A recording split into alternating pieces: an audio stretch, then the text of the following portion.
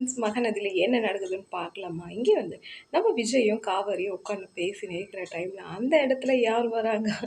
குட்டி rowdy baby வராங்க. யாருன்னு கேட்டா, நம்ம ராகினி வராங்கங்க. ராகினிய பார்த்தோனே நம்ம காவேரி வந்து விஜய் மேல அப்படியே தோள் சாஞ்சுக்குதுங்க. தோள் சாஞ்சோனே, பாஸ் கொஞ்ச நேரம் நான் அப்படியே உங்க மேல படுக்கிற மாரி நடிக்கிறேன். கொஞ்சம் ஆக்டிங் பண்றேன். நீங்க அப்படியே கொஞ்சம் பிக்கப் பண்றீங்களா?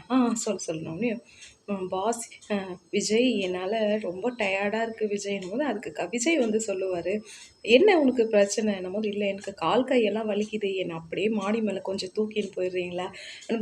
சரிம்மான்னும்போது, அந்த இடத்துல பின்னாடி ராகினி நின்னு, ஐய்யய்யோ! அப்பா! வேற லெவலுங்க. ஐயோ! சொல்லவே முடியலங்க. ஐயோ!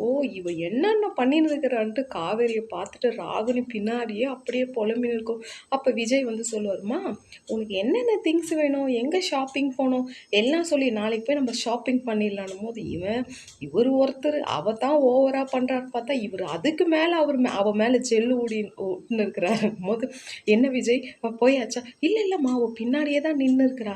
நீ படு என்னும்போது அப்ப காவேரி வந்து சொல்லும், "ரொம்ப ஓவரா நடிக்கிற மாதிரி இருக்குதே பாஸ். அதெல்லாம் ஒண்ணும் இல்ல. அவள வெறுப்பேத்தணும் தானே!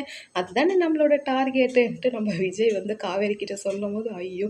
வேற லெவலுங்க. சந்தோஷத்துல சந்தோஷம். இந்த மாதிரி ஒரு சந்தோஷம் பார்க்கவே முடியாதுங்க. நம்ம விஜய் மேல காவேரி படுக்கிறதும், காவேரி மேல விஜய் படுத்துன்னு அப்படியே பேசுறதும் வேற லெவலுங்க.